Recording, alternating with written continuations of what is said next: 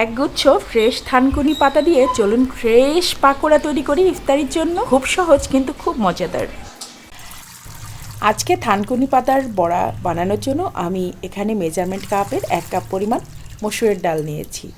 আর ডালটাকে প্রথমে পানিতে ভিজিয়ে নিচ্ছি 2 থেকে 3 ঘন্টার জন্য। ডালটাকে খুব ভালো মতো 5-7 বার ধুয়ে নিয়েছি। আর তারপরে দেখেন পরিষ্কার একটা পানি হয়েছে। আর এখন এই পানির মধ্যেই আমি ডালটাকে ভিজিয়ে রাখবো 2-3 ঘন্টা। 2 ঘন্টা ভিজিয়ে রাখলেই যথেষ্ট। 2 ঘন্টা ভেজানোর পরে ডালটা কিন্তু ফুলে ডাবল হয়ে গিয়েছে। আর এটাকে এখন আমি গ্রাইন্ডারে পেস্ট করে নিচ্ছি। তো ডালটাকে পেস্ট করে নেওয়ার পরে দেখেন এরকম হয়েছে। আর এখন চলেন থানকুনি পাতাগুলোকে সুন্দর করে কেটে নিই। আমার হাতে 1 গোছা ফ্রেশ থানকুনি পাতা, এখান থেকে আমি অর্ধেকটা নিয়ে নিব আর অর্ধেকটা আমি রেখে দিব। তো এখান থেকে অর্ধেকটা নিয়েছি। এখন থানকুনি পাতাগুলোকে সুন্দর করে কুচি করে নিচ্ছি।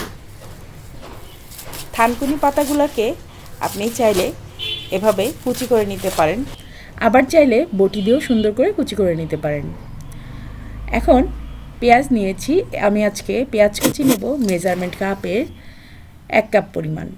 তো এখানে আমি পেঁয়াজ কুচি করে নিয়েছি 1 কাপ পরিমাণ। মরিচটা আপনারা আপনাদের স্বাদ অনুসারে দিবেন, লবণটাও স্বাদ অনুসারে দিবেন। আমি এখানে কাঁচামরিচ দিয়েছি, কুচি করে দিয়েছি 5-6টা। তারপরে লবণ দিয়েছি পরিমাণ মতো, হলুদ দিলাম পরিমাণ মতো, আর একটু দিলাম আদা রসুন আর জিরার পেস্ট একসাথে, মানে 1/2 চা চামচ আদা, 1/2 চা চামচ জিরা, আর দিয়েছি 1/2 চা চামচ রসুন একসাথে পেস্ট করে দিয়ে দিয়েছি। আমি যে বোলটাতে মাখাচ্ছিলাম সেটা একটু ছোট হয়ে গিয়েছিল বলে আমি স্টিলের একটা বড় বোল নিয়ে নিয়েছি। আর তার মধ্যে সুন্দর করে এই বড়ার ব্যাটারটা বানিয়ে নিচ্ছি। এখন পেঁয়াজ রসুন মশলা সব কিছু দেওয়ার পরে এখন আমি সব শেষে যেটা দিলাম সেটা হচ্ছে থানকুনি পাতার কুচি। এখানে আমি মেজারমেন্ট কাপের প্রায় 3 কাপ পরিমাণ থানকুনি পাতা দিয়েছি। আর এই যে দেখেন ব্যাটারটা কিন্তু রেডি। এখন বড়াটা ভেজে নেওয়ার পালা। তো আমি এখানে তেল দিয়ে দিলাম, খুব বেশি তেল দেইনি, অল্প একটু তেল দিয়েছি। তো এই বড়াটা ভাজার জন্য খুব বেশি তেল লাগবে না, এরকম অল্প অল্প তেল দিয়েই কিন্তু এই বড়াটা ভেজে নিতে পারবেন। আমি একটু বড় বড় সাইজ করেই বড়াটা ভাজছি, একটু পাকোড়ার মতো সাইজ করে। আপনারা চাইলে আরও ছোট সাইজ করতে পারেন। এই বড়াটা খেতে কিন্তু দুর্দান্ত। আর থানকুনি পাতার উপকারিতা তো বলে শেষ করা যাবে না, কারণ থানকুনি পাতা আমাদের পেটের জন্য খুবই খুবই খুবই উপকারী একটা খাবার। পেটে যাদের সমস্যা রয়েছে, তারপর নার্ভে যাদের প্রবলেম রয়েছে, তারা কিন্তু থানকুনি পাতাটা খেতেই পারেন। থানকুনি পাতা খেলে কিন্তু নার্ভের সমস্যাও দূর হয়, সাথে করে আপনার পেটের যে সমস্যাগুলো আছে সেগুলোও কিন্তু অনেকটাই ভালো হয়। তাই থানকুনি পাতার সিজনে খাওয়ার চেষ্টা করবেন।